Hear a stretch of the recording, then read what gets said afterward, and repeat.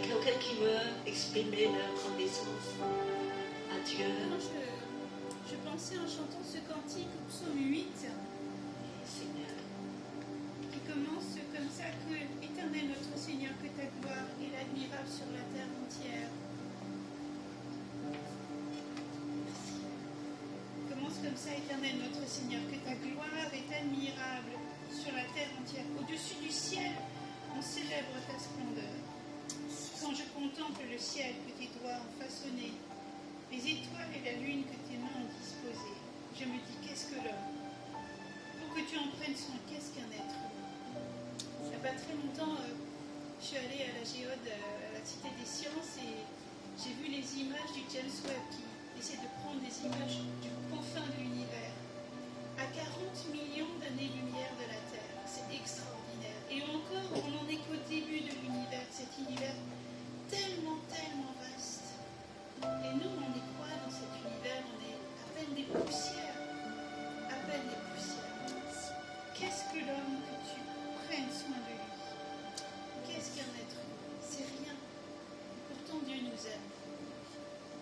Et plus que ça, il aime cet univers entier qui est infini, dont on ne voit pas les limites.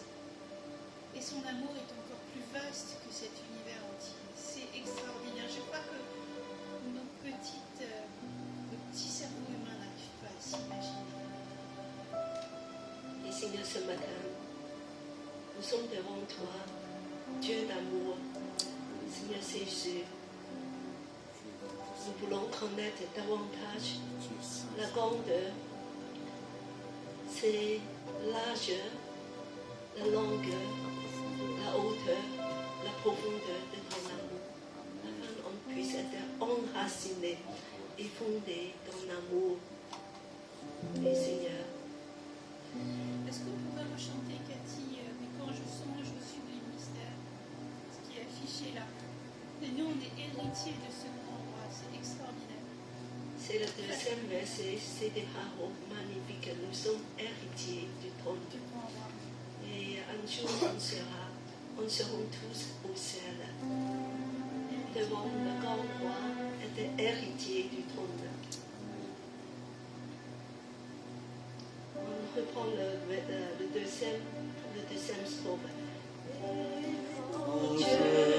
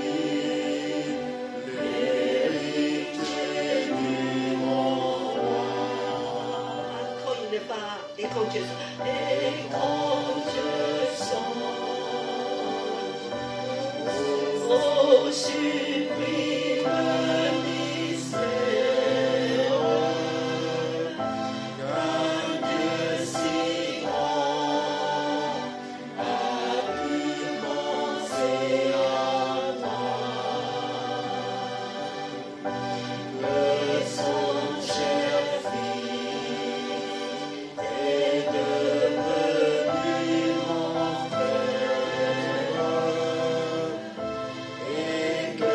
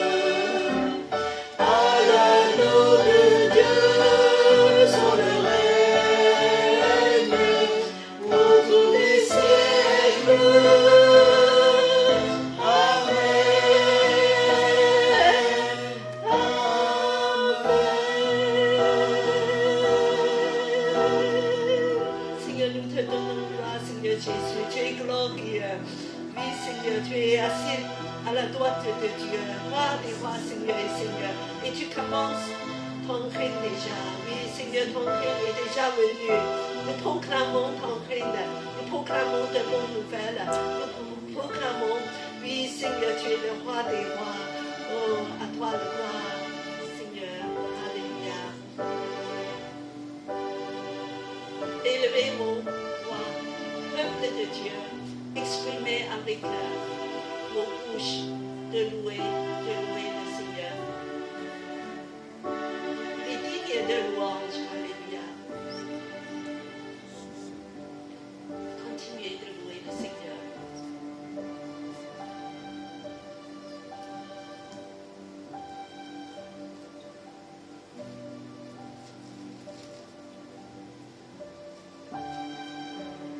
Allez, les songes, tous ensemble, peuple de Dieu. Vous pouvez lire un passage biblique ou exprimer dans la prière, de dire combien il est magnifique, glorieux, l'agneau de Dieu, assis à la droite de Dieu.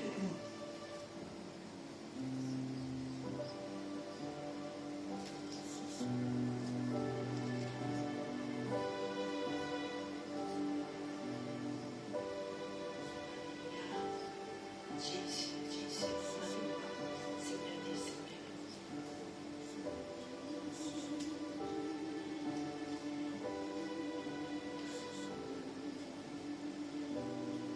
Continuez à adorer, à louer. Je pense à ce verset de l'Apocalypse 5. Chaque fois que les êtres vivants présentent leur adoration,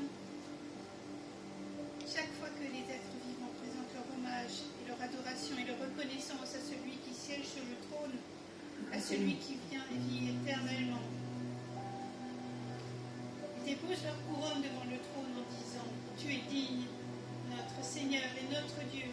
On te donne gloire, honneur et reconnaissance, car tu as créé tout ce qui existe. L'univers entier doit son existence et sa création à ta volonté. » Et un peu plus loin, l'agneau, donc à Jésus, tu es seul digne de recevoir le livre et d'en briser les sceaux, car tu as été égorgé, tu as rajouté pour Dieu, grâce à ton sacrifice, des hommes de toute tribu, de toute langue, de tout peuple et de toute nation comme nous. Et tu as fait d'eux un peuple de rois et de prêtres pour notre Dieu, et ils régneront sur la terre. Et puis je vis et j'entendis la voix d'anges rassemblés en grand nombre autour du trône. Et il disait d'une voix forte, il est digne, l'agneau qui a été immolé, de recevoir la puissance, la richesse, la sagesse et la force, l'honneur et la gloire et la louange. Et toutes les créatures dans le ciel, sur la terre, sous la terre, et sur la mer, et tous les êtres qui peuplent l'univers, je les entendis proclamer, à celui qui siège sur le trône, à l'agneau, soit louange et honneur, gloire et puissance pour toute éternité. Amen. Et les quatre êtres vivants répondaient Amen. Amen. Amen. Les Alléluia. représentants du peuple de Dieu se prosternèrent et adorèrent. Amen. L'agneau de Dieu soit gloire. À l'agneau de Dieu la victoire. À l'agneau de Dieu soit le règne pour tous les siècles. Amen.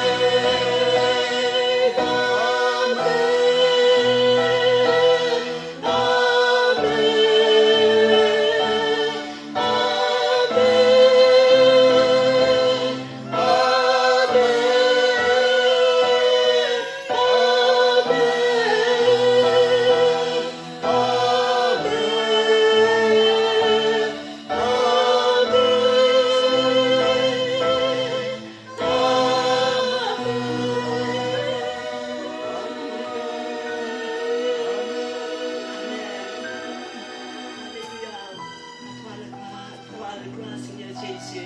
On va applaudir, on va applaudir. Dieu Jésus, l'agneau de Dieu. Alléluia. Première place, c'est le prendre des offrandes. Je demande des personnes de service de passer le corbeille. On va reprendre le premier chant. On va reprendre le deuxième strophe.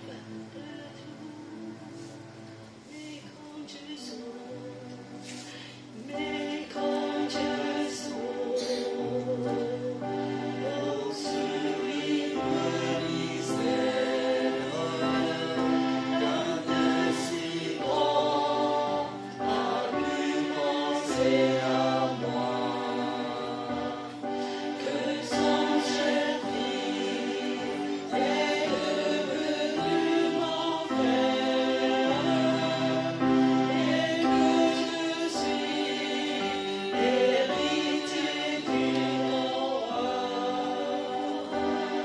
Alors mon cœur me dit la nuit un jour que Dieu est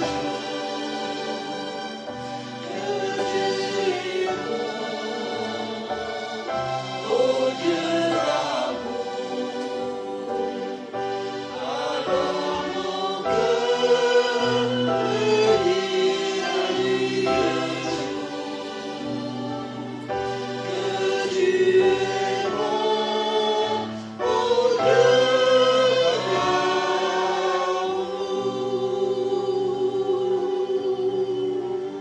Je demande Maurice de prier pour les offrandes. Merci Seigneur de nous avoir réunis dans ta maison.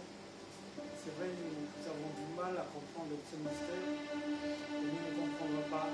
Mais nous voulons te remercier Seigneur pour la vie que tu nous donnes. Merci de ce que tu prends soin de nous chaque jour. Merci Seigneur pour cette offrande. Nous voulons remettre cette offrande entre tes mains pour que ceux qui ont cette responsabilité de gérer cet argent le fassent avec sagesse. Et nous te prions au nom de Jésus. Amen. Amen. Alléluia. Alors, le thème suivant, c'est le thème des annonces et la prière.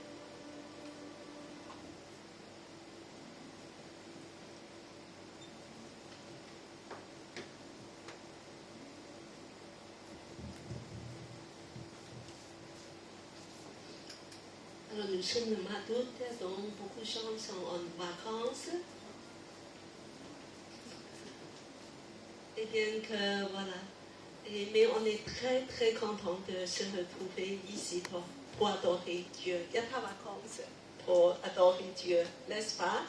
C'est toujours une joie, des manques être dans la présence du Seigneur. Alors, je voulais dire que alors, le culte de 23 août, donc dans 2 semaines, on va faire pas de prédicateurs, nous sommes tous des prédicateurs. Donc je vous demande de faire un témoignage ou faire un partage sur le livre de l'Évangile de Marc. Parce que nous avons étudié ce livre pendant toute l'année. Donc nous voulons demander chacun qui ont participé aux études bibliques de pouvoir partager un passage qui touche le cœur. 5 minutes, pas plus, donc c'est pas très dur. Alors je voulais peut-être ce n'est pas tout le monde qui seront là le 23 août. Pour ceux qui seront là, je vais tout à l'heure vous inviter de faire participer pour le message. Ou pour ceux qui n'ont pas fait études bibliques, on peut toujours faire un témoignage. C'est ce que vous préférez. C'est comme ça qu'on va faire on va célébrer le Seigneur par chacun nos partages. C'est aussi important, c'est pas toujours juste un prédicateur. Voilà, la suite.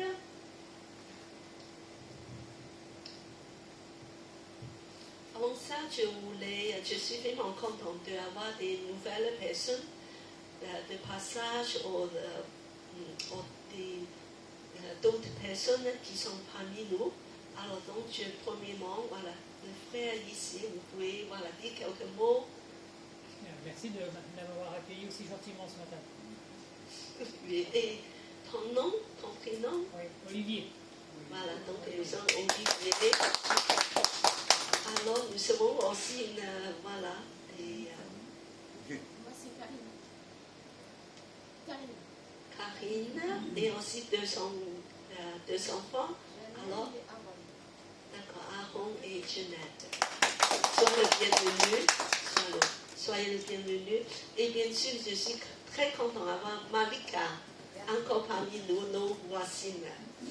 Voilà, bien sûr que je suis content de revoir tout le monde. La semaine dernière, je suis partie en Angleterre pour les vacances et très content d'être parmi nous ce matin. Alors, puis qu'on a prié pour l'Afrique, depuis quelque temps, on prie pour les missions en Afrique, surtout pour voilà, le pays, deux pays, le Tchad et le Niger. Alors, je demande peut-être Sylvine à conduire la prière parce que c'est toi qui es au courant un peu de tout ce qui se passe et peut-être nous met même à jour un peu des choses. Donc, au Niger, on prie pour l'église qui est à Agadez, en plein milieu du Niger. C'est Agadez, c'est quelque part par là, et c'est en plein milieu du Sahel. Et là, il y a une petite église de chrétiens qui est en train de grandir, avec l'afflux des réfugiés, tous ceux qui passent par là, qui viennent de toute cette partie d'Afrique, qui passent par là, qui traversent le désert, l'Algérie, le Maroc, pour se retrouver, vous avez vu, ce flux de migrants qui se retrouvent coincés au nord du Maroc. Et donc ici, il y a une église en plein désert, et c'est un pays qui est à 95% musulmans.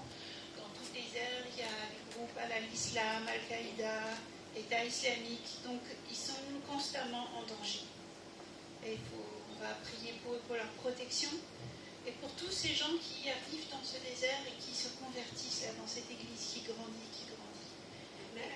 Voilà, Agadez, en plein milieu du... Donc la capitale est là, ça c'est une zone tropicale, et tout ça c'est le désert. Hein. C'est le désert du Sahel, le désert du Ténéré, et au nord le Sahara. C'est 7000 km de désert de gauche à droite et 3000 km de désert du nord au sud. Je ne sais pas si vous imaginez, ça fait la taille de l'Europe, hein. Un peu plus même. Tu peux mettre la carte du Tchad? Alors, on va prier aussi pour nos frères et sœurs qui sont au camp d'Adré. Ici, c'est un camp de réfugiés avec 2 millions de personnes dans le désert aussi. Ce sont des gens qui viennent du Darfour. Hein. Peut-être vous avez entendu parler de la ville d'El Fasher qui est tombée avec des exactions terribles. Donc, ces gens fuient vers le Tchad et arrivent ici. Ils sont parqués dans le désert. Ils sont 2 millions de personnes. Et là aussi, il y a une petite église avec un frère et une sœur, il s'appelle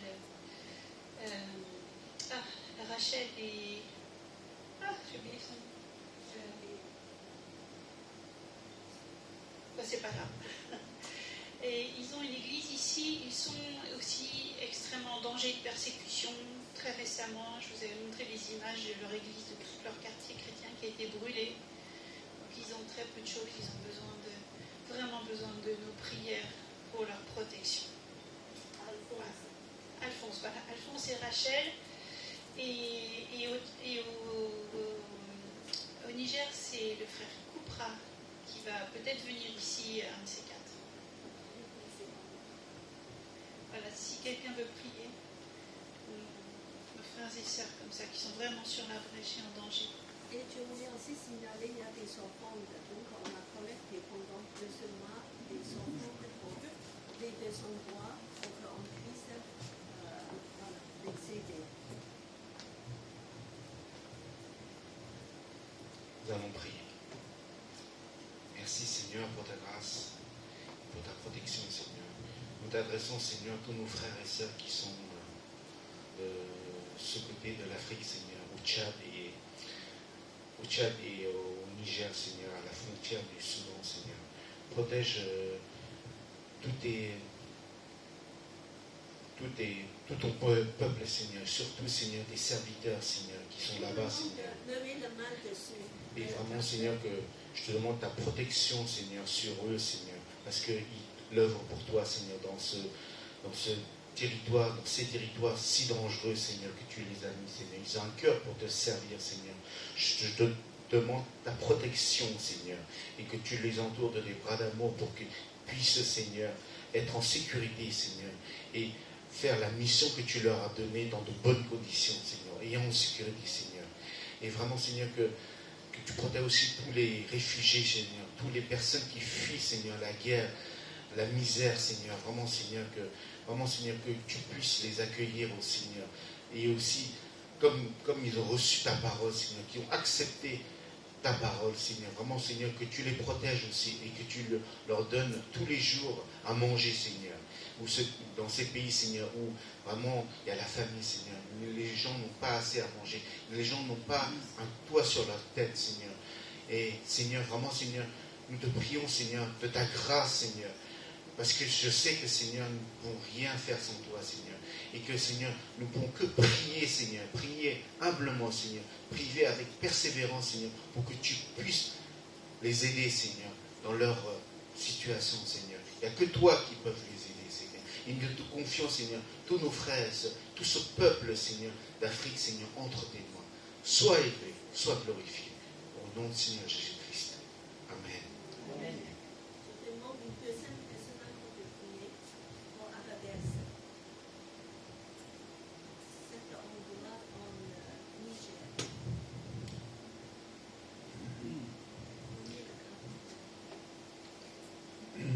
Notre Dieu, notre Père, nous voulons prier en particulier pour ces chrétiens à Agadez, pour cette Église qui grandit si vite, pour le pasteur Koupra qui s'occupe de cette Église, qui a cette immense responsabilité pour la formation d'autres pasteurs et pour tous ces gens qui sont de passage, qui entendent ta parole dans l'Évangile et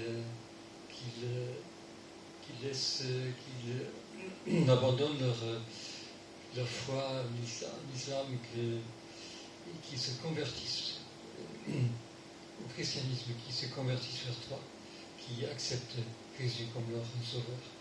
Nous prions pour ces gens qui sont en danger aussi d'être persécutés parce que leur foi a changé et que tu les protèges. Et on prie pour tout le support matériel aussi pour cette Église qui accueille et qui a tant de besoins.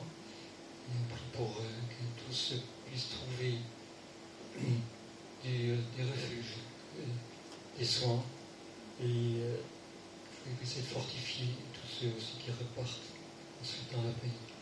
Merci parce que tu as donné tant de fruits dans cette ville, dans cette région, et continue à les bénir et à fortifier et nos frères et sœurs qui sont là-bas. Au nom de Jésus. Amen. Amen.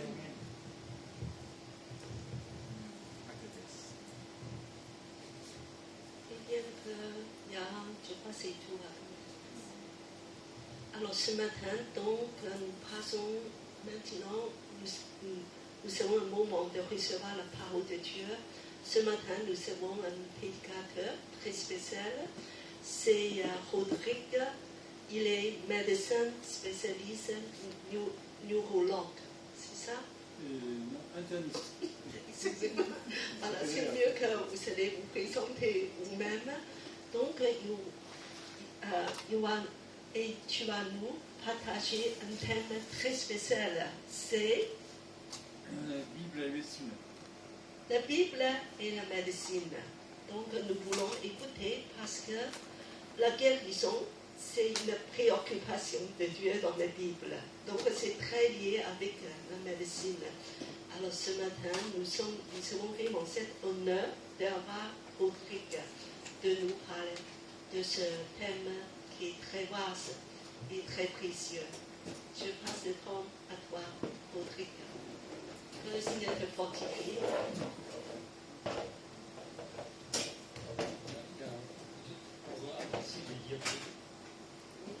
Des signes.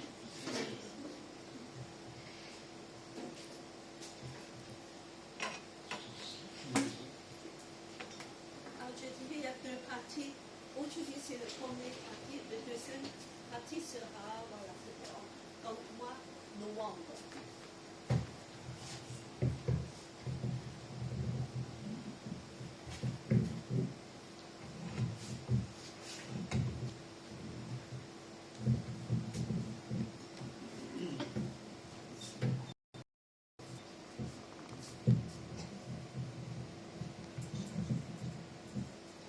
Ça va aller comme ça? Oui.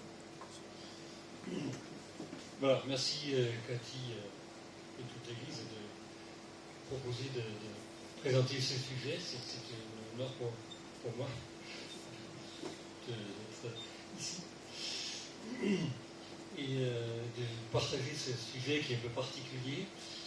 Et tout à l'heure, quand Céline a lu ce verset dans les psaumes, qui disait qui est l'homme que tu prends soin de lui, ça m'a fait titre, parce que Dieu prend soin de nous et nous les médecins ils cherchent aussi à prendre soin de l'homme à la façon, mais nous sommes limités. Et il y avait un médecin très célèbre qui s'appelle Ambroise Paré, donc il y a un hôpital par exemple qui s'appelle comme ça à Paris, qui avait dit que le médecin il soigne, et c'est Dieu qui guérit, c'est pas le médecin qui guérit. Donc il faut rester à sa place. Prochain diapo. Alors, j'ai fait ces diapos pour résumer quelques pensées qu'on peut avoir quand on va sur ce thème. Donc au milieu, il y a la personne qui souffre, le patient, on peut dire. Et puis il y a plein de choses, plein d'idées qu'on peut avoir. Et quand on pense à la souffrance, on pense à la médecine, bien sûr, à la maladie, la souffrance, la guérison, la médecine scientifique, comme on dit, la médecine parallèle aussi, on en parlera dans la deuxième partie, le bien-être, on pense que c'est à Dieu qui guérit, on pense au handicap, etc. Toutes ces associations de pensées qu'on peut avoir quand on entend parler de médecine. Et il y a aussi l'absence de guérison, donc il n'y a pas toujours la guérison comme nous le savons bien. Donc on va développer ça. Prochaine diapo. Voilà. Donc là c'est un petit peu dense, je ne veux pas m'étaler là-dessus. Et tout simplement pour concilier un petit peu la foi et la science. Donc on pourrait faire un raccourci en disant la Bible nous parle de la foi et la médecine de la science. Est-ce que les deux sont compatibles?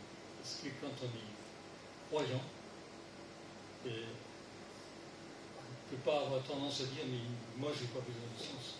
La science c'est l'homme avec son intelligence.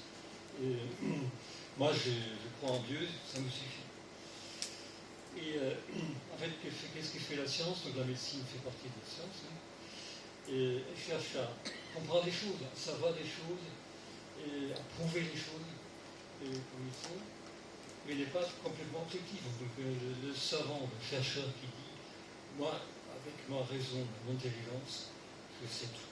Je peux tout expliquer. Et tout ce que je dois expliquer, ça n'existe pas.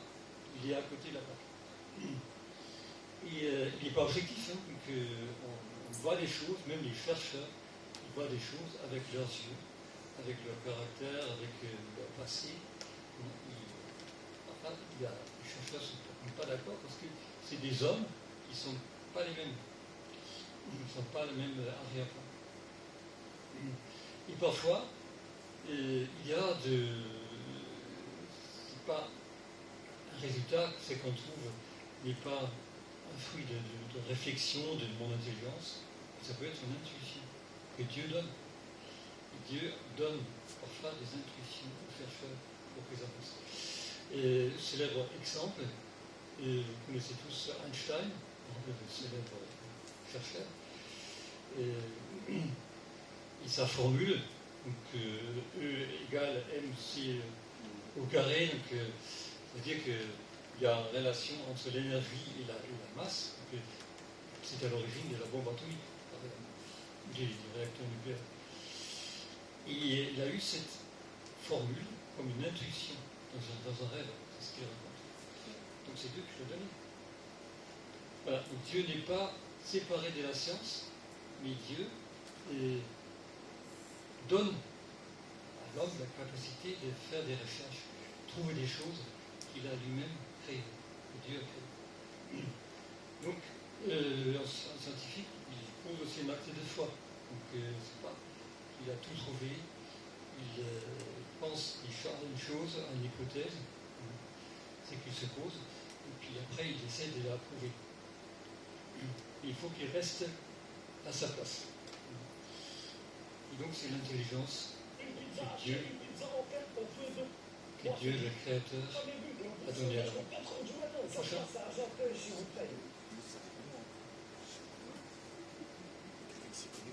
Voilà. Donc, quand la Bible parle de la foi, elle parle aussi de la raison, de l'intelligence, du raisonnement. Donc, c'est pas parce qu'on est chrétien qu'on n'a pas le droit de raisonner, d'utiliser son intelligence que Dieu nous a donnée. Là, il y a plusieurs citations. L'apôtre Paul dit « Je parle à des gens raisonnables, qui savent raisonner. » C'est pas interdit. La résurrection de Jésus, il y a une question de preuves certaines. Donc c'est pas une croyance un peu nébuleuse que il croit que Jésus est ressuscité. Non, il y a des preuves même scientifiques pour sa résurrection. Mais quand on n'a pas envie de croire, on refuse ces preuves. Et les preuves sont là. La foi, la façon de posséder, c'est qu'on espère un moyen d'être sûr des réalités. Donc, on peut être sûr en tant que croyant, on peut être sûr aussi des choses qui existent. Ce n'est pas seulement une vague idée ou une émotion. Et d'ailleurs, quand il est question du cœur dans la Bible, le cœur, ce n'est pas une sorte d'émotion, donc on pense que le cœur, c'est l'amour, etc. Et le cœur, c'est, dans la Bible, c'est ce qui concerne la volonté, l'intelligence, et donc une démarche rationnelle. Voilà, prochain. Mais la réflexion, notre intelligence, notre raisonnement, il doit toujours être soumis à Dieu. Et donc, je vois juste le dernier verset, et nous renversons les faux raisonnements qui se dressent prétentieusement contre la connaissance de Dieu, faisant prisonnière toute pensée pour l'amener à obéir au Christ. Toute pensée, tout ce qui concerne ce que nous pensons de notre intelligence, ce n'est pas interdit, mais il faut le mettre sous l'obéissance. Donc c'est soumis à Dieu, tout ce que nous pouvons penser. Et notre pensée est limitée. Donc nous dépendons de Dieu. Et notre pensée doit être renouvelée. Donc quand on est converti, on réfléchit toujours, on pense toujours, mais autrement. À la prochaine. Je vous laisse à ceux qui veulent les diapos, donc on peut relire tranquillement. Donc il y a pas mal d'ouvrages qui parlent de la science et pour Dieu, par exemple, la raison est pour Dieu. Et c'est des chrétiens authentiques qui cherchent à réconcilier ces deux aspects qui peuvent paraître contradictoires. Le prochain. Voilà, donc la foi donne accès à la certitude Ce n'est pas prétentieux de dire mais j'ai la certitude de ce que Dieu dit est vrai. J'ai la certitude d'être sauvé parce que Dieu l'a dit clairement. J'ai la certitude d'aller au ciel quand je crois en Dieu. Donc c'est un acte de foi qu'on pose. Donc, le petit dessin là-haut, ça représente quelque part, par exemple, un scientifique qui dit moi, j'ai raisonné, donc je n'ai pas trouvé Dieu. Nous pensons à un astronaute, le premier astronaute qui était dans l'espace, dans l'univers. C'était Yuri Gagarin, c'était un russe, il y a longtemps déjà. Il est revenu, il dit, mais Dieu n'existe pas, parce que je ne l'ai pas vu. Ça paraît un peu bête. Et là, cet éléphant de mer, le requin, là, il dit, c'est n'importe quoi, l'éléphant de mer, là, qui descend dans l'eau, il dit qu'il y a autre chose que l'eau, l'univers de l'eau. N'importe quoi, ça n'existe pas, je ne l'ai jamais vu. Et en fait, parce qu'il n'a pas vu, parce qu'il n'a pas pu sortir. Ça ne veut pas dire qu'il n'existe pas. Donc, nous pouvons avoir des certitudes. Prochain. Voilà, donc ça ne se pose pas, mais tout raisonnement doit être soumis à l'obéissance à Dieu. Prochain. Voilà, donc, juste une petite expression. Donc, Dieu nous a créés avec un corps, ce qu'on voit, ce qu'on touche, avec une âme, donc les émotions, l'intelligence, le raisonnement, et la mémoire, la volonté, etc., ça fait partie de l'âme, et un esprit qui nous permet de communiquer avec Dieu. Donc, parfois, l'âme et l'esprit sont vus ensemble. En tout cas, il y a quelque chose que l'homme extérieur crée, que notre corps, et l'homme intérieur qu'on peut pas voir, qui existe. Voilà, prochain. Alors, ça, on peut passer. Donc, juste, on sait que certains éléments de notre raisonnement, de notre émotion, de notre capacité relationnelle, de tout ce qu'on peut faire, de notre mémoire, c'est situé dans certaines parties particulières du cerveau. Donc, on montre qu'il y a une relation très étroite entre ce qu'on ne voit pas et ce qu'on voit. Prochain. Voilà, le corps.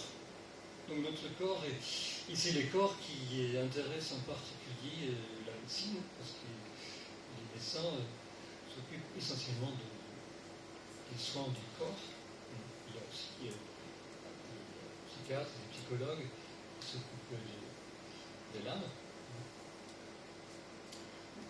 Mais ces corps, il y a de l'importance pour Dieu. Il y avait à l'époque les Corinthiens, donc à l'époque des apôtres, c'était une église où il y a cette pensée que le corps ne valait rien. Il n'avait pas de valeur. Donc ce qui avait la valeur, c'est l'âme, c'est l'esprit, c'est qui nous enlève, nous met en rapport avec Dieu. Donc le corps n'avait pas d'importance. Et la Bible dit tout le contraire. Que là, le corps a bien une importance pour Dieu. Il est par exemple le temple du Saint-Esprit. Donc le Saint-Esprit, il habite dans notre corps. Donc, il a mis en sang notre corps. On prend soin de nous-mêmes. On n'a pas de temple, mais on a un temple pour prendre soin. Un temple où local, pour les soins locaux, comme ça, qui est notre corps, et le temple là où habite le Saint-Esprit. Donc c'est important, le corps.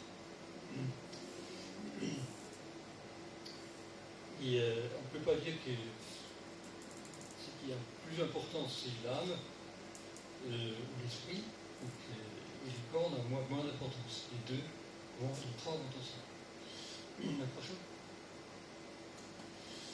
Et Et donc, c'est qu'on a lu dans le psaume tout à l'heure, Dieu prend soin du corps, il prend soin de l'âme, de notre être tout entier. On voit par exemple quand le Seigneur alimente les foules, donc il y a des 103 000 et 5 000 qui n'avaient rien à manger, et le Seigneur, il a ça nous dit, mais il faut qu'on passe un message de l'évangile, que ça c'est important, donc après ils vont se débrouiller pour manger, ils avaient faim. Ils étaient restés longtemps, tellement c'était passionnant ce que le Seigneur disait, donc ils avaient faim. Ils n'avaient pas à manger. Donc le Seigneur, il a le souci qu'ils soient privés à manger.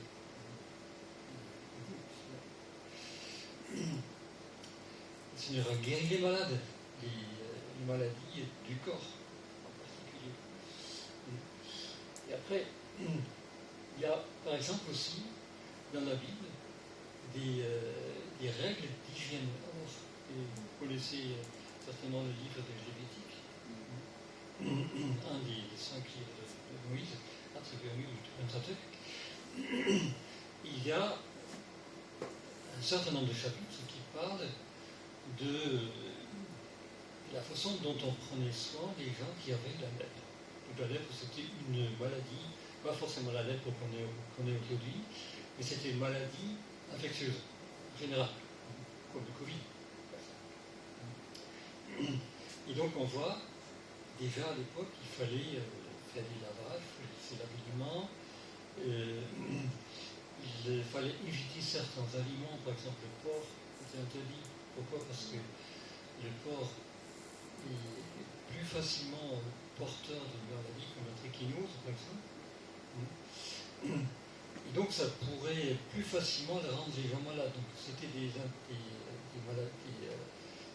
aliments impurs, ça a une signification spirituelle, mais aussi une signification pratique. Il fallait éviter les aliments qui rendaient malades. Il y avait déjà à l'époque le confinement. Donc à l'époque, il devait être hors du camp. Donc pas avec les autres, séparés, jusqu'à ce qu'ils soient guéris. Confinement, vous vous rappelez bien, hein? On a vécu tout ça il n'y a pas longtemps. Donc c'est pas nouveau. Donc il y avait déjà ces mesures qui ont été prises. Et par ailleurs, l'espérance de vie, à l'époque, était à peu près, ce qu'il dit dans le psaume, Moïse le dit dans le psaume, 70 ans, peut-être 80 ans. Exceptionnel. Si on pense que l'espérance de vie, il y a 150 ans, 100 ans, était 30 ans. Il n'y avait pas encore la médecine, hein, il y a des chirurgies, des médicaments de toutes sortes, tout simplement parce qu'ils avaient déjà une vie saine et avec des mesures d'hygiène que Dieu avait données, tout pratique. Et l'intervention toute pratique que Dieu a donnée pour prendre soin de nos corps. Et le repos du 7e jour, c'est parce qu'on a besoin de se reposer, donc moi je suis mal placé pour le dire, j'ai du mal à me reposer, et c'est pourtant Dieu qui le prévoit. Alors, l'attitude vis-à-vis de notre corps, aujourd'hui il y a des écueils, donc il y a qui disent mon corps, je néglige, mon corps n'a pas d'importance, je néglige, et il y a d'autres qui passent tout leur temps de soigner leur corps, de faire la chirurgie esthétique, que sais-je. Donc voilà, les deux écueils sont les deux extrêmes, voilà, ne sont pas préconisés dans la Bible. Voilà, prochaine saison. Alors, qu'est-ce qui s'est passé avec la chute? La chute, donc, c'est-à-dire ce qui s'est passé dans le paradis. L'homme a été créé, Adam et Ève, et ça n'a pas duré longtemps. Il y a le péché qui est entré dans le monde, parce que Satan a cherché à séparer l'homme de Dieu, de son Créateur. Et il a insinué, mais vous pouvez être comme Dieu, donc c'est pas vrai qu'il a interdit une seule chose.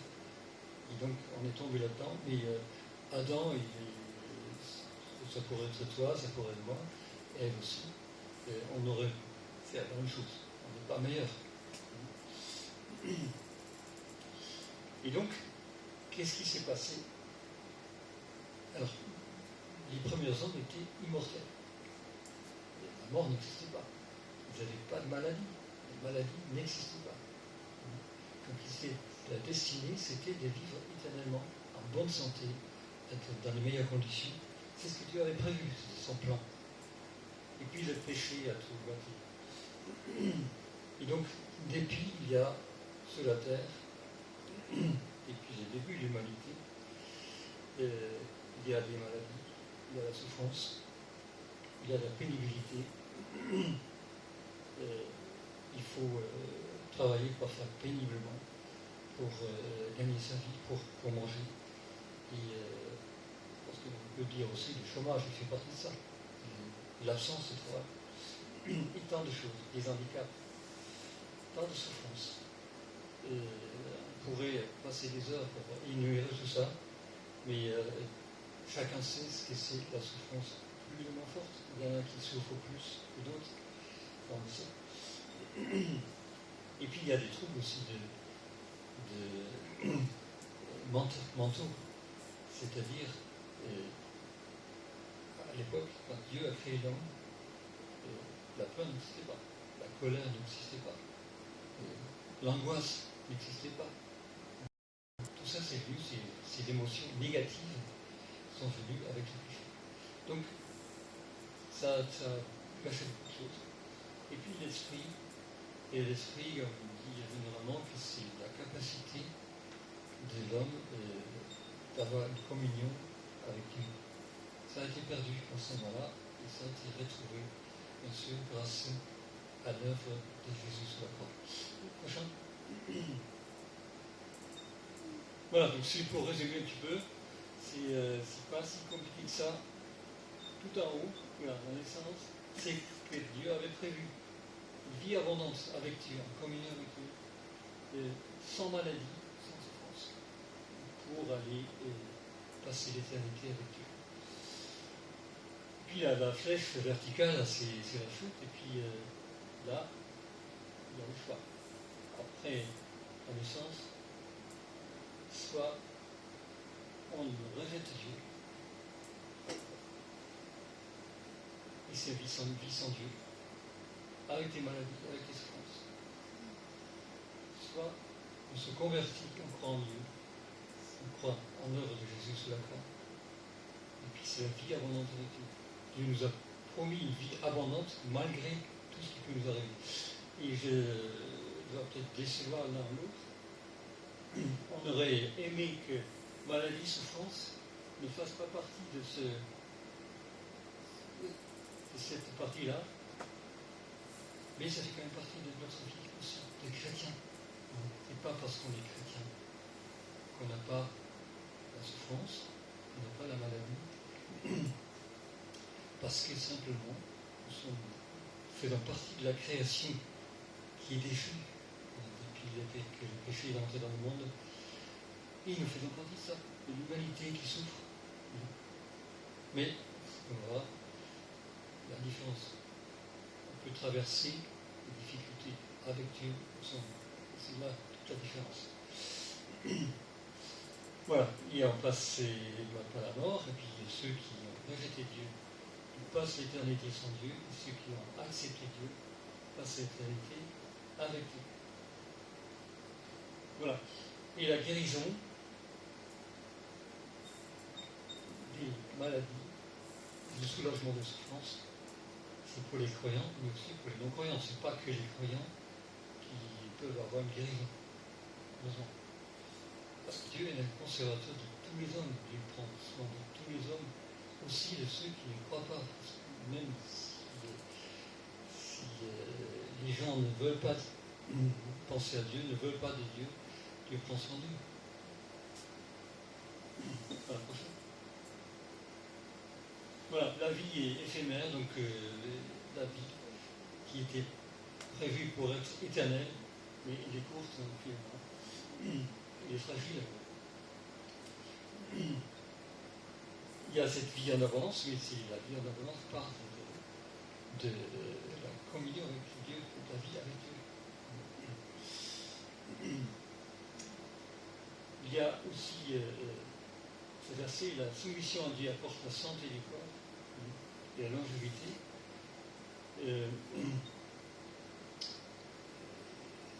C'est-à-dire que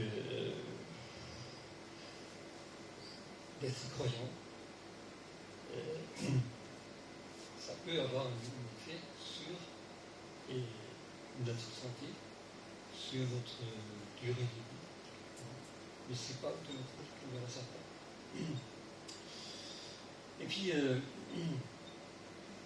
temps de notre vie, Moïse disait déjà 70, 80 ans aujourd'hui, l'espérance de vie est plus longue. Le prochain. Voilà, c'est juste cette courbe-là. Vous voyez, en 1750, l'espérance de vie était en dessous de 30 ans. Vous voyez, il y aurait plusieurs de nous qui ne seraient plus là aujourd'hui. Parce qu'il y avait beaucoup de morts post-natales, périnatales, donc beaucoup de bébés qui mouraient, aussi ça compte aussi. Et puis c'est monté, et aujourd'hui on est à peu près à 86 ans pour les femmes et un peu plus que 80 ans pour les hommes. Les femmes sont plus costauds, mais ça se rapproche aussi parce que beaucoup de femmes prennent l'habitude, les mauvaises habitudes des hommes, par exemple, de fumer. Donc, ça, on sait que ça a un impact sur l'espérance de vie. Et ça augmente tous les ans, on rajoute 3 mois à l'espérance de vie. Donc on pense qu'on peut arriver bientôt à l'espérance de vie de 100 ans, mais ce n'est pas une vie forcément plus heureuse ou dans l'indépendance. Et Dieu avait dit à Noé, après les déluge, maintenant, votre vie va durer à peu près 120 ans, pas plus. Avant, les gens vivaient beaucoup plus longtemps, plusieurs siècles pour le moment. Maintenant, on s'arrête à 120 ans. Et ce qui est intéressant, c'est qu'on a trouvé que l'homme est programmé pour ne pas vivre plus longtemps que 120 ans. Il y avait Jean Calment, vous vous rappelez, il avait 126 ans, je crois, mais c'était une exception. Et généralement, on ne peut pas aller au-delà. Pourquoi? Parce que vous savez aussi ce que c'est l'obsolescence programmée des téléphones, par exemple, ou d'appareils ménagers. On les construit pour qu'ils tombent en panne au bout de quelques années pour qu'on rachète autre chose. C'est interdit, mais ça existe quand même. Et quelque part, l'homme, il y a une petite flaticule. Vous savez, les chromosomes, c'est des trucs qui transmettent notre héritage.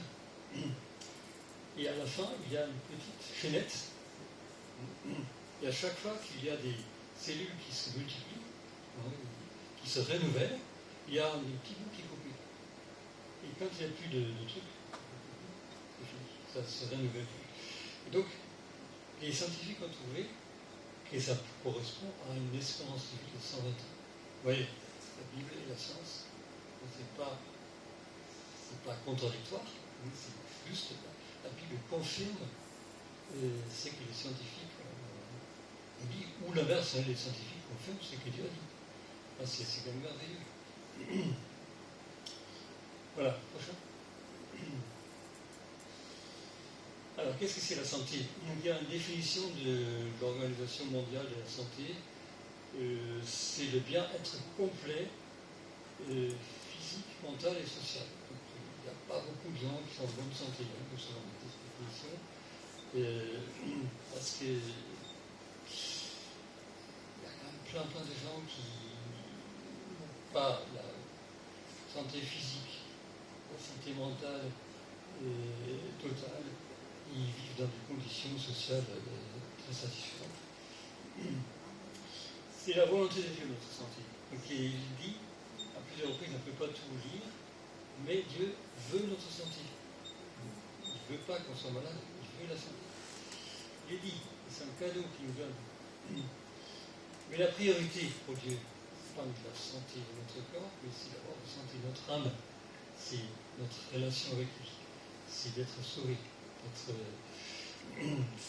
Faire partie de ses enfants, ses fils et ses filles. Ça, c'est la priorité. On voit aussi, d'ailleurs, dans les miracles que Jésus a fait. Mais Dieu veut notre santé du corps. Alors, vous pouvez demander si Dieu veut ça pour nous, mais pourquoi ce n'est pas le cas? Pourquoi il y a des maladies? Donc, il ne faut pas se fermer les yeux, pas se leurrer. Les maladies, ça existe. Croyant ou pas croyant, on le sait. Les difficultés de vie, ça existe, ça fait partie de notre vie. Est-ce que, pour autant, ça veut dire que Dieu il veut de la santé, mais il n'arrive pas à l'avoir? Ses capacités sont limitées. On verra ça après. Dieu veut aussi que tous les hommes soient sauvés. Tous les hommes se tournent vers lui. Et pourtant, ce n'est pas le cas. Pourquoi? Parce que Dieu laisse la liberté à l'homme de se tourner vers lui ou pas. Il ne force personne. Et Dieu laisse aussi, quelque part, à nous, à l'homme, de mêler notre vie comme nous l'entendons. Et puis, si nous menons une vie, par exemple, qui détruit notre corps, je pense différentes addictions, d'alcool, de drogue, de cigarettes, etc. Ça a un impact sur notre santé. Si Dieu ne veut pas, mais il ne nous empêche pas. Si quelqu'un, par exemple,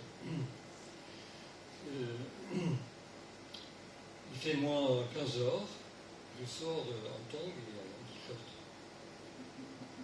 Qu'est-ce qui se passe? Je rentre et 2 jours plus tard, j'ai plus mon lit. Qui est responsable? Est-ce que c'est Dieu qui est responsable? Non. Est-ce que c'est Satan qui est responsable? Non plus. C'est moi qui est responsable. Parce que je sais très bien ce qu'il ne fallait pas faire. Ou si je fume comme un papier. Je sais que c'est nocif. Mais c'est moi qui est responsable. Personne d'autre. C'est Dieu qui est responsable. Il y a des conséquences. Mais la grâce de Dieu est quand même là, même dans ces cas-là.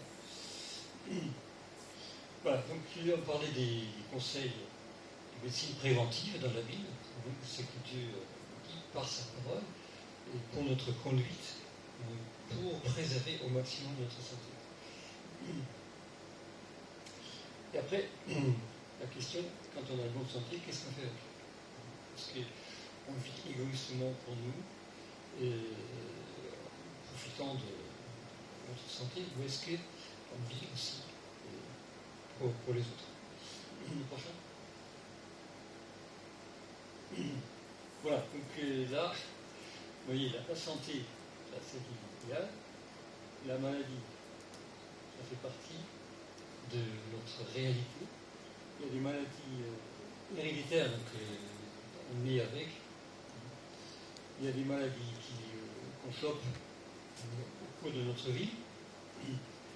Il y en a, il est dit qu'il y en a des inévitables, il y a des évitables. Donc les évitables, c'est comme je disais tout à l'heure, c'est qui sont liés à nos mauvaises décisions, de l'addiction, d'imprudence, de prendre des risques inconsidérés. Il y a des gens qui prennent des risques inconsidérés dans le sport ou que sais-je, dans quelle activité. Donc il y a des conséquences parfois qui auraient été évitables, dont nous sommes responsables. Mais il y a aussi des maladies, certainement la majorité des maladies, dont nous ne sommes pas responsables. Et il y a beaucoup de maladies cancéreuses, on ne sait pas d'où ça vient. Ça vient probablement en grande partie de l'environnement du monde où nous vivons, et quelque part, globalement, l'homme, avec ce qu'il a fait de la planète, avec toute la pollution, etc., est responsable globalement, mais pas l'individu. Je vis là-dedans, je ne peux pas faire autrement. Je ne peux pas en rajouter, donc je ne suis pas responsable. Donc ça va être chronique, mais on peut être guéri aussi. Mais finalement, ça mène à la mort. J'avais un patron qui m'a dit toujours et la mortalité des gens bien portants est 100%. Donc, c'est fini. Il y a l'homme, il y a un jour où ta vie va prendre fin. Sauf si le Seigneur il vient, nous sommes tous, on est encore en vie, c'est ce qu'on a envie qui se passe, mais sinon on passe tous pas là. Et puis la mort, c'est la frayeur pour ceux qui ne croient pas, mais c'est juste un passage vers le ciel pour ceux qui croient. Voilà, prochain. Alors, le sens de la maladie nous rappelle la fragilité de la vie, peut-être même nous met en face de la mort, des maladies graves, et souvent vécu comme étant quelque chose d'absurde. Pourquoi? Ça sert à quoi d'être malade? Pourquoi je suis malade? Donc la fragilité de la vie, donc la brume légère, comme dit l'apôtre Jacques, et ça peut remettre beaucoup de choses en question. Et tous les domaines, que le travail, les relations, il y a des relations parfois qui se brisent à cause d'une maladie. J'avais vu nombre de femmes qui avaient un cancer du sein, qui étaient abandonnées par leur mari parce qu'ils ne voulaient pas une femme malade. Il y a des choses terribles qui se passent. Il y a des maladies qui ont parfois un sens un peu particulier, symbolique. Ça met en face de Dieu. Jacob, on va rappeler l'histoire, Jacob, à un moment donné, il était sur un pont, traversait une rivière, et c'est l'ange de Dieu qui est venu, et qui lui a touché la hanche, il boitait. Et c'est quelque chose qu'il fallait à Jacob pour qu'il comprenne ce que Dieu lui avait à dire, qu'il comprenne qu'il ne pouvait pas avancer désormais tout seul, comme il voulait, il dépendait de Dieu. Et parfois, Dieu veut nous parler à travers la maladie, nous dire quelque chose. Parce qu'on est tellement souvent dans notre vie de tous les jours, dans toutes les activités qu'on peut avoir, donc les loisirs et tout ce qui fait partie de la vie. Et on n'a pas le temps de penser à lui. Et la maladie aussi peut nous amener à nous rapprocher de Dieu. Voilà. Il n'y a pas un non-sens, Dieu donne un sens à la maladie. Prochain. Il faut retenir que ce n'est pas Dieu qui est à l'origine du mal, en général, de la maladie. On rappelle que Dieu nous a créés pour ne pas être malade. Il veut notre santé. Mais il n'est pas à l'origine de ça. Ce n'est pas Dieu qui nous envoie des maladies. Ça peut arriver parfois. Comme on l'a vu là, qui ne voulons pas nous arrêter et qui doit nous arrêter un petit peu, peut-être par une maladie, pour nous faire réfléchir. Et ça dans un but positif. Ce n'est pas pour nous faire mal. C'est le diable qui nous fait mal. Et pourquoi il y a des maladies et souffrances dans le monde? Parce que le péché entre dans le monde. Et parce que il y a Dieu d'un côté, il y a Satan de l'autre côté, qui cherche à nuire, à nous faire du mal. Et voilà, Dieu n'intervient pas toujours, on verra ça. Alors, il y a la souveraineté de Dieu, quelques diapos là-dessus, et le but de Dieu, tout ce qui peut nous amener. Il y a des gens qui disent ça n'a pas de sens, c'est comme ça, c'est absurde, il y a des gens qui ont du fatalisme, disant c'est comme ça, Inch'Allah, etc. Et ils vivent ça, tout ce qui est maladie, tout ce qui est souffrance comme une agression. Prochain. Alors, est-ce que la maladie ou les épreuves en général ont un sens? On ne peut pas dire déjà qu'il y a une corrélation automatique directe entre la santé et la sainteté. Quelqu'un qui dit « moi j'ai toujours vécu comme Dieu le voulait », et encore, c'est un peu prétentieux quand même. Mais j'ai fait ce qu'il fallait, j'étais à l'église tous les dimanches, j'ai donné ma dîme, je me suis occupé des pauvres, j'ai tout fait, tout ce qui plaît à Dieu. Pourquoi je suis malade? Je n'ai pas mérité ça. En fait, il n'y a pas de corrélation directe. On a dit qu'une vie de plus de sainteté, de plus de proximité de Dieu, et de respect des règles de vie qu'il donne, ça a un impact sur la santé. Mais c'est pas. Je dis que là, plus je suis saint, à mes yeux, plus moi je suis malade. C'est pareil. Il y a des gens saints, pensons à des missionnaires comme ça, qui ont consacré toute leur vie à Dieu et qui ont vécu des choses terribles, des persécutions, et des maladies aussi. Vous voyez qu'on ne peut pas faire de lien en direct entre les deux. D'un autre côté, il ne faut pas chercher les épreuves. Nulle part il est dit que nous devons chercher être éprouvés pour devenir plus saints. Ou peut-être pour rajouter quelque chose à l'œuvre du Christ sur la croix. Pour payer pour quelques péchés quand même en plus. Non. Jésus a tout payé, d'accord. Alors, quelle est l'attitude qu'on peut avoir vis-à-vis de la maladie ou des épreuves en général? Un peu dans la dépression, la révolte, souvent les débats précédents. On peut avoir honte en disant je suis malade, donc qu'est-ce qu'ils vont penser les gens? Les gens vont peut-être penser que j'ai péché, que j'ai fait des choses pas bien, et donc c'est pour ça que je suis malade. Donc on peut avoir ce sentiment-là. Fatiguisme, ou Inch'Allah, c'est comme ça, on s'en fout. On peut exploiter la situation, il y a des gens qui maladies chroniques, par exemple, ils en profitent un peu pour gagner l'attention, pour faire l'importance, etc. Donc ça existe, pour avoir plus de soutien financier. Donc ça existe aussi, c'est connu dans la médecine, on parle des gains secondaires de la maladie. Ça existe. Il y a une fable, quand on enfant, donc, du mendiant aveugle qui a donné sa maladie, sa cécité, à son chien, qu'il a donné à la souris, etc., à la choucha, à la souris, etc. Et finalement, l'aveugle disait, mais je veux récupérer ma cécité, parce que maintenant je dois travailler. Il ne faut plus m'en faire la mendicité.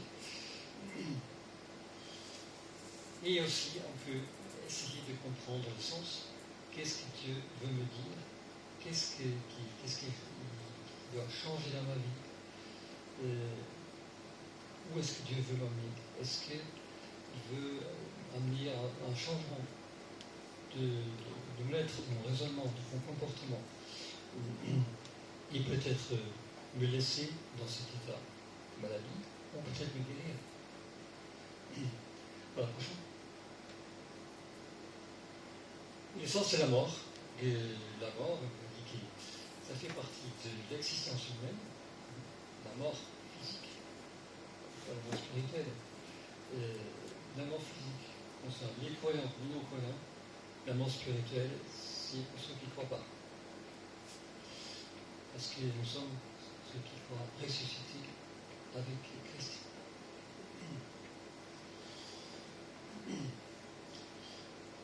Et Dieu, pourquoi Dieu a mis une limite à la durée de vie? Parce que la vie peut être difficile, pénible. Donc, on voit plein de personnes très âgées qui, depuis longtemps, sont dépendants, vivent une vie très difficile. Et imaginons que cette vie difficile dure des siècles. Bon, on dit que c'est une grâce de Dieu quelque part aussi. Mais pas pour mettre fin définitivement à l'existence, mais pour reprendre les gens chez lui, dans son ciel. Donc c'est pas Dieu qui a voulu la mort, la maladie, c'est Satan. Et dans cette citation d'Hébreu,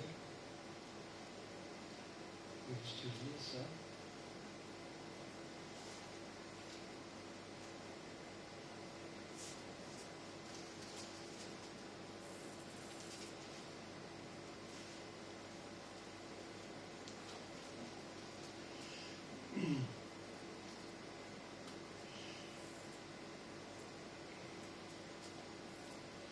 Afin que par la mort de Jésus, par sa mort, ait rendu impuissant celui qui avait le pouvoir de la mort, c'est-à-dire le diable, il le rendait impuissant. Il délivra tous ceux qui, par la crainte de la mort, étaient pendant toute leur vie assujettis à la servitude. Donc, c'est-à-dire que la mort est toujours une réalité aussi pour un croyant, mais la peur de la mort, non. Il est vrai parce qu'on sait ce qui va suivre, on sait qu'on sera protégé. On peut avoir peur du processus du mort et la mort, ça c'est autre chose. Nous sommes des humains limités, donc ça peut arriver. Mais pas une peur existentielle. Prochain. Alors, maladie et péché. Et il y a des mots un peu compliqués. Il y en a qui disent toute maladie s'explique par nos mauvais chromosomes. Vous pensez que nous aurons hérité. Donc on n'est pas responsable. Il y en a qui disent que tout ce qui nous arrive comme maladie, c'est à cause de l'environnement, la pollution, les autres qui nous font mal, etc. Donc ça déresponsabilise. Et il y en a qui disent que tout est responsable. On est responsable aussi de ce qui nous arrive, on ne peut dire pas de tout. Donc pour les Grecs, le péché, c'était maladie, donc il fallait que le médecin s'occupe de la maladie et du péché. Et la pensée juive, c'est l'inverse, la maladie et le péché, donc il fallait que le sacrificateur s'en occupe.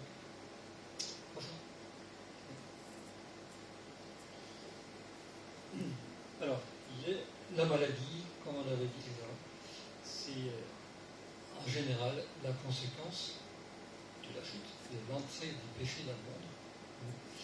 Et c'est même la créature qui souffre, on voit ça tous les jours. Et il n'y a pas de rapport automatique entre le péché et la maladie. Donc gardons-nous de dire, parce que je suis malade, parce que j'ai péché. Peut-être. Ça peut arriver. On peut être amené à réfléchir à ce qui s'est passé. Ou pire, un tel il est malade, donc forcément, il y a quelque chose qui ne va pas dans sa vie. Il y avait l'histoire dans l'évangile de Jean, il y avait des pharisiens qui amènent un jeune homme aveugle. Alors qu'est-ce qu'ils disent? Ils demandent à Jésus. Qui a péché? C'est lui ou c'est ses parents? Donc forcément, il est malade, donc il a péché. Gardons-nous de ça, de ce raisonnement. Surtout pour les autres. Ça peut arriver. Et quand j'ai la conviction, j'ai telle maladie, donc il y a quelque chose qui ne va pas dans la vie que je dois changer. Que Dieu me parle. Autre exemple, c'est l'ami de Job. Job, vous savez qu'il était très malade, il avait tout perdu. Et les amis, les trois amis là, les consolateurs, disaient, ils trouvaient toutes ces bonnes raisons. Donc c'est parce que tu n'étais pas assez saint, c'est parce que tu as fait ci, c'est parce que tu es ça. Forcément, il y a quelque chose. Et Dieu s'est fâché contre eux.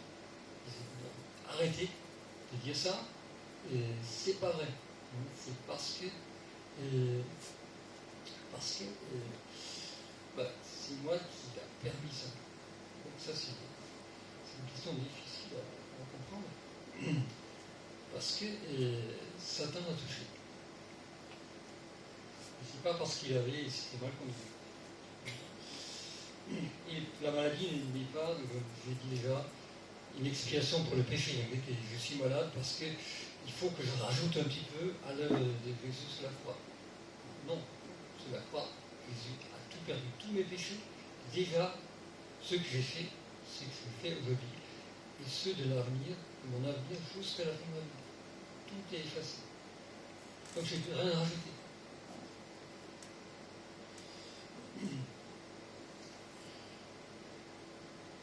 Prochain. Et seule la croix de Jésus peut réparer l'irréparable. La croix de Jésus m'a apporté le pardon pour mes propres péchés, ceux dont je suis responsable. Il apporte un soulagement pour les conséquences des péchés des autres. Quelqu'un m'a fait du mal, quelqu'un a péché contre moi, je souffre, et pour ça, c'est les blessures que j'ai reçues, Jésus est mort. Pour les guérir, c'est les blessures. Voilà. C'est pris nos péchés, c'est quoi sur la croix, afin que étant mort pour le péché, nous menions une vie juste, ni c'est par ces blessures que vous avez été guéris. Il y a les deux façons. Alors, le Seigneur guérit, donc on ne peut pas évoluer pas parler de tous ces miracles de guérison que Jésus a fait. Ça pourrait remplir les heures. Mais qu'est-ce qu'il a fait, le Seigneur? D'abord, l'exemple d'un homme qui était paralysé, qui a été apporté par 4 amis, vous voyez l'histoire, qui sont montés sur le toit, ils ont ouvert le toit, ils l'ont mis devant le Seigneur, parce qu'il y avait trop de monde dans la salle. Le Seigneur lui a dit à ce jeune homme, d'abord, que les péchés sont pardonnés. Et ensuite, il a guéri, d'accord? Pas l'inverse. Les paralytiques de Bethesda, il a guéri sa maladie, et puis il lui dit, tu ne pécheras plus. D'ailleurs, c'est une histoire un petit peu passée. Bethesda, c'est l'ange, c'est pas certainement pas un ange de l'Éternel. C'est un petit peu neutre. Voilà, le pardon des péchés n'est pas une guérison une condition pour la guérison. Il y a la guérison sans le pardon des péchés. Les gens qui ne croient pas sont guéris. Mais ce n'est pas une guérison complète, comme Dieu le veut. Le prochain. Voilà, rétablissement de la santé, c'est que Dieu veut. Dieu veut la guérison non seulement du corps, mais de l'âme et de l'esprit.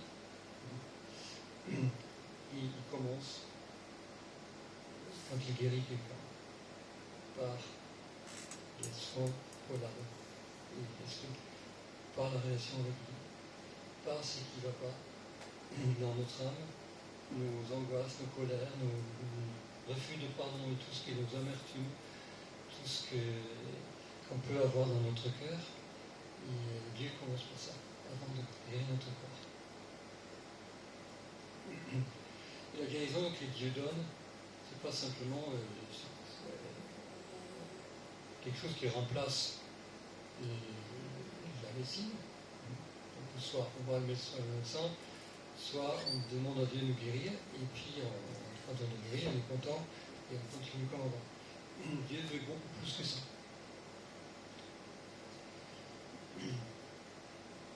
Voilà, prochain. Donc Dieu veut toujours d'abord notre guérison spirituelle, la guérison intérieure. C'est pas mon sujet, qui parle beaucoup mieux de ça. Il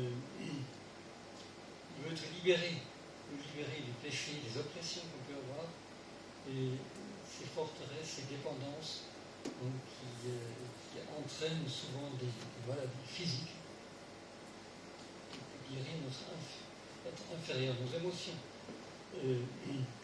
notre façon de penser, notre émotion négative, surtout peur, la honte, l'amertume, la haine, le sentiment d'infériorité, etc., de complexe qu'on peut avoir d'infériorité, Dieu veut nous guérir ça, par son esprit, avant de guérir notre corps.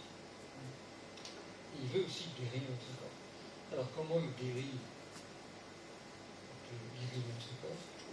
Il peut avoir une intervention directe, il peut faire des miracles, on parlera de miracles, mais il peut aussi guérir par l'intermédiaire de la médecine, parce que je considère ça comme ça, en tant que médecin, c'est qu'on peut faire, parce que Dieu l'a donné, il a donné les moyens de guérir, juste des instruments ensemble. Voilà, prochain. Donc la guérison peut être spontanée, il y a beaucoup de maladies, beaucoup de douleurs, des mal au dos, des mal aux articulations, j'ai un rhume, j'ai telle chose.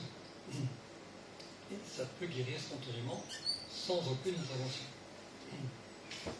De médecin peut dire toujours, c'est Dieu qui est intervenu. Mais ça arrive aussi à des gens qui ne croient pas.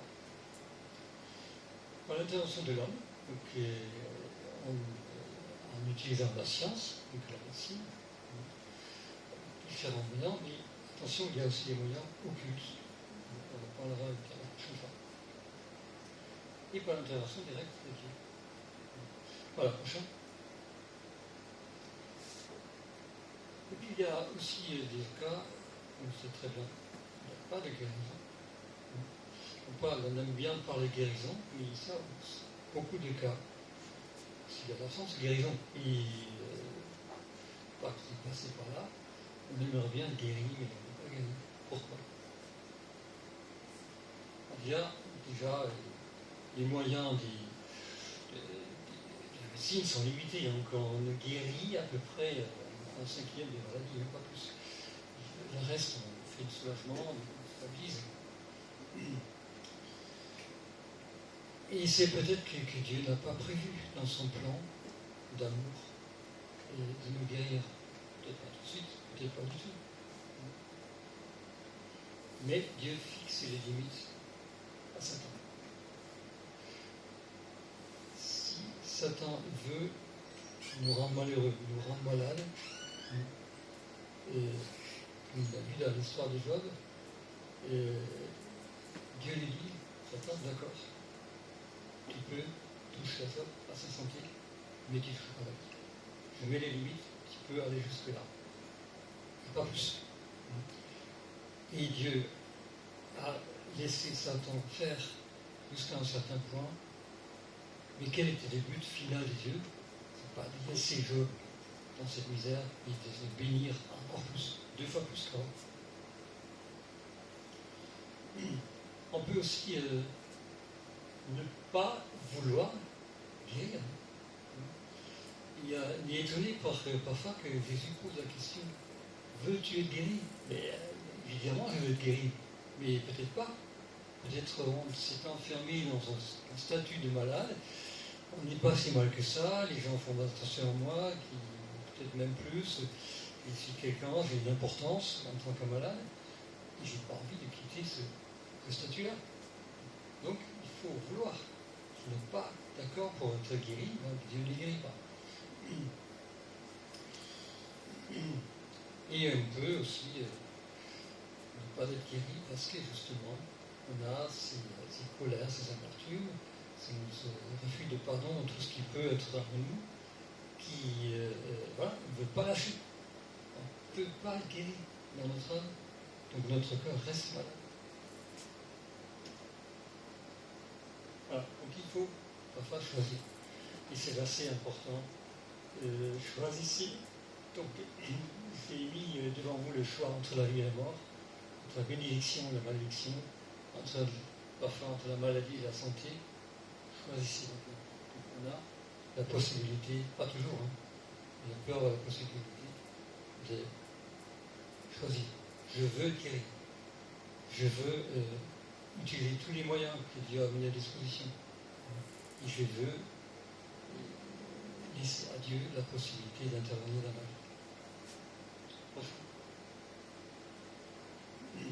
Alors, il parle de la souveraineté de Dieu parfois à tort. En imaginant un Dieu tout-puissant qui est dans le ciel et qui détermine, qui décide pour chacun de nous, celui-là, il va avoir une vie facile, celui-là, il va avoir des difficultés, ou une maladie, ou mourir jeune, etc. Et un petit peu selon son bon vouloir. C'est une image complètement fausse de Dieu. Un Dieu souverain, tout-puissant, qui décide un petit peu de façon aléatoire ce qu'il a prévu pour l'un ou l'autre. Ça serait terrible. Pour rappeler juste certaines choses, Dieu seul est omniscient. L'homme n'est pas omniscient, même Satan, qui est un être hyper intelligent, et le plus intelligent certainement qui existe dans une créature, mais il n'est pas omniscient. C'est pas tout. Dieu, c'est tout. Il connaît les pensées dans le cœur que personne d'autre peut connaître. Satan ne peut pas connaître, lire dans le cœur. Il peut déduire dans nos gestes, dans ce que nous exprimons, etc. C'est que nous pensons, mais il ne peut pas lire directement dans les pensées. Il y a cette histoire de Nebuchadnezzar qui avait appelé ses mages pour leur dire mais qu'est-ce que j'ai rêvé, quel était mon rêve. Il ne savait pas le faire. C'était des mages. Mais ça, il ne savait pas. C'est que Daniel, le prophète, qui a eu cette intuition, cette reçu par Dieu, c'est qu'il va le faire. Donc c'est quand même important que Dieu seul lit vraiment dans le pensée. Il est omniprésent. Seul Dieu est omniprésent. Prochain. Il est tout-puissant. Donc là, on a tout un mot. Il est tout-puissant. Il est tout-puissant. Il n'y a rien qui lui est impossible. Rien. Il peut revenir avec les deux, il peut guérir une maladie instantanément. Il est puissant, il fait ça. Et même si tous les moyens humains échouent, il peut guérir quelqu'un. Il est tout puissant. Mais il y a autre chose. Il y a aussi, et ça va nous peut-être surprendre, la non-puissance de Dieu. Qu'est-ce que ça veut dire? La non-puissance de Dieu, c'est pas l'impuissance de Dieu. Parce que, on pourrait se dire, Dieu, il veut que je sois guéri, mais il me dit, mais malheureusement, là, je ne peux rien faire parce qu'il y a sa tante qui t'a attaqué, et je n'étais pas assez puissante pour te guérir. C'est faux. Dieu seul est puissant, il peut le faire. Mais parfois, Dieu renonce à cette puissance. L'exemple le plus parlant, c'est Jésus. Jésus, quand il était sur la terre, quand il est allé souffrir, quand il était sur la croix, il a renoncé à cette puissance. On voit, juste avant, il dit aux soldats qui veulent le faire prisonnier, il dit c'est moi, il tombe par terre. C'est un petit peu un aperçu de cette puissance. Mais après, pour aller à la croix, pour se laisser clouer sur la croix, il a renoncé à cette puissance. Les gens se moquaient de lui, disant mais si tu es Dieu, mais tu peux te descendre de la croix, mais pourquoi tu ne le fais pas? Et nous, on sait pourquoi, parce que sinon, on ne serait pas sauvés. Il a renoncé à cette puissance. Il a même pris la forme d'esclave qui était. Il a pris la place plus basse. La faiblesse de Dieu. Donc on pourrait dire là, Dieu renonce à sa toute-puissance. Pour les hommes, c'est la folie. Voilà, c'est un lien lui-même prenant la forme d'esclave. La non-puissance de Dieu.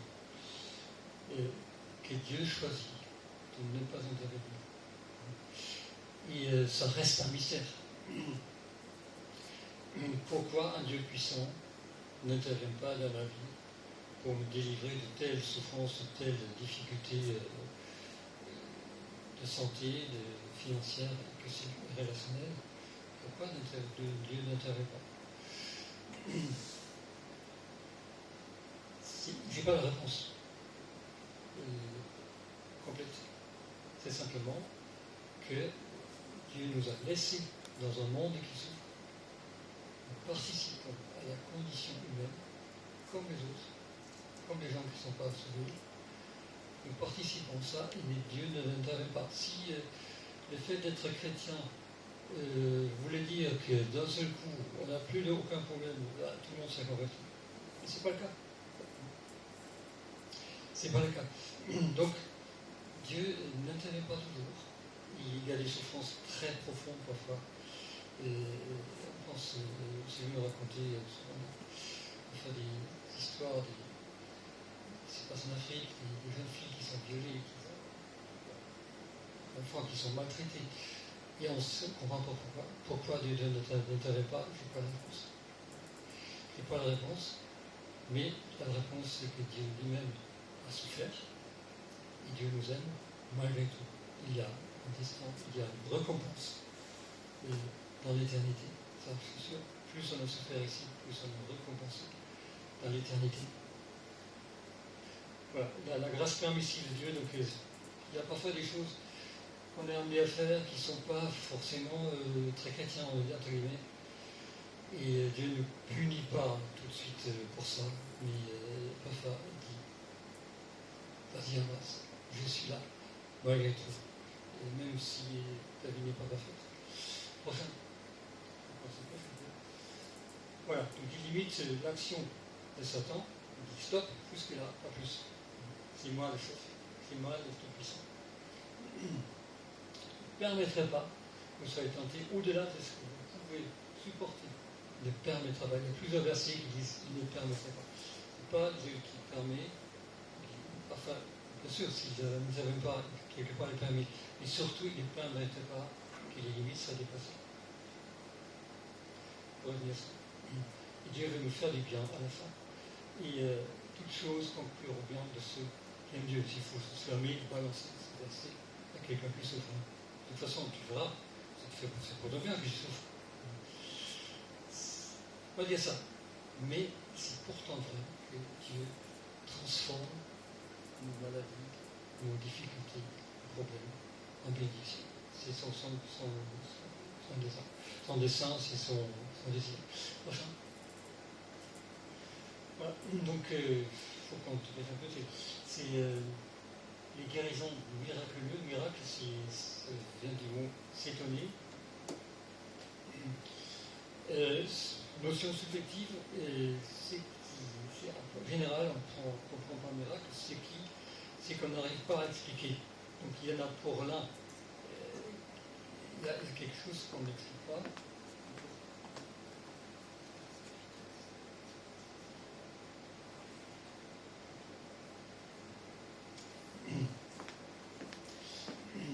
Il faut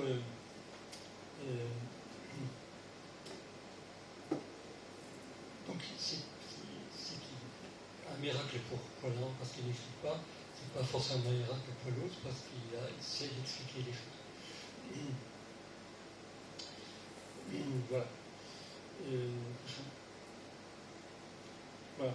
Quelques guérisons rapportées dans les évangiles. Qu'est-ce qui se passe? Cette femme courbée, guérie, et qu'est-ce qui se passe après? Immédiatement, elle s'adresse, et qu'est-ce qu'elle fait? Elle est Dieu. Très simple, la belle-mère de Pierre, immédiatement, elle est guérie, et qu'est-ce qu'elle fait? Elle sert. Voilà. Est-ce que. On pourrait s'arrêter là, peut-être que je n'ai pas tout à fait fini, et répondre la prochaine fois. Pour les guérisons, les miraculeuses, donc juste quelques diapos pour dire que les miracles, il n'y a probablement pas le même nombre de miracles selon l'époque, Et après, il y a des gens qui disent aujourd'hui, des chrétiens, qui disent que ça n'existe pas. Il y en a qui disent tout est miracle. Et il y en a qui disent les miracles existent toujours. Parce que pourquoi Dieu n'a pas changé. Et Dieu les fait souvent quand il n'y a pas d'autre moyen d'intervenir. Voilà. Et on pourrait s'arrêter là. C'est juste le prochain. Voilà, les guérisons miraculeuses qui sont apportées, il y a des contrefaçons ou des révélations. Le prochain. Voilà, différentes attitudes. Prochain. C'était une guérison documentée par un scientifique qui s'appelait Pascal. Blaise Pascal. Prochain. Les critères qui sont appliqués à Lourdes pour dire qu'est-ce qui est un vrai miracle et qu'est-ce qu'il n'y a pas un vrai miracle. Prochain. Prochain. Voilà. Sens, pourquoi je suis guéri, qu'est-ce que j'ai fait avec la guérison. Prochain. La guérison selon Jacques, donc appeler les anciens, prier avec eux, confesser ses péchés, et puis après il y a la guérison. Ensuite, voilà, il a différents centres, le miracle divin, il a magie, donc la contrefaçon. Voilà, on va s'arrêter là. Et je reprends voilà, j'espère que ce n'est pas trop compliqué, trop long, mais j'ai un peu du mal à faire court. Si vous avez des questions. Oui. Dans la première diapo, dans le patchwork de mots, Oui.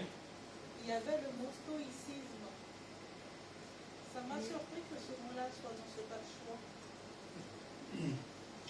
Oui, stoïcisme, ça veut dire que bon, on se blinde quelque part. On dit, mais c'est comme ça, on ne peut rien faire.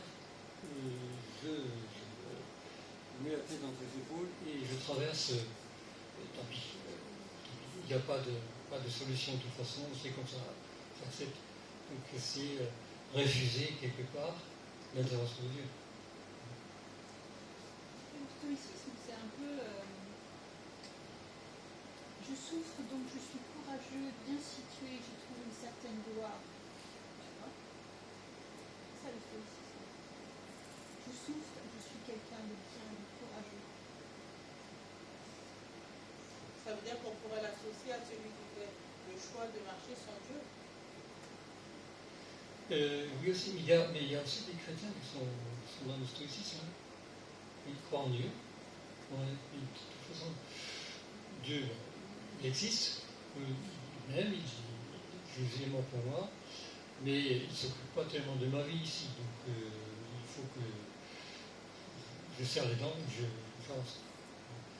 Et peut-être que même si je fais ça, je suis courageux, Dieu va peut-être m'aimer un peu plus parce que je suis un courageux.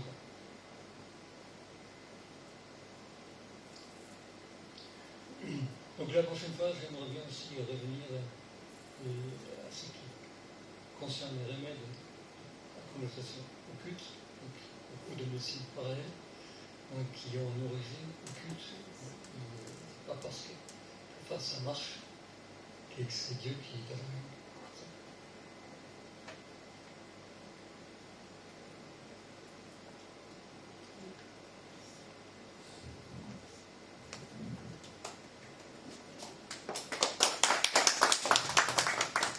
Merci beaucoup, Patrick, de nous avoir préparé quelque chose de si riche et si profond. Et donc, on va continuer la prochaine fois. Nous voulons aussi dire qu'après le culte, on peut partager des moments, discuter avec Patrick, mais aussi de prier pour des gens qui sont malades. Nous pensons que dans nos assemblées, il y a des gens malades et nous pensons très chèrement à eux qui ne pourraient pas venir. Il y a plusieurs personnes. Donc voilà, le culte aujourd'hui est terminé. Soyez bénis et à la prochaine fois. Passez une très bonne semaine.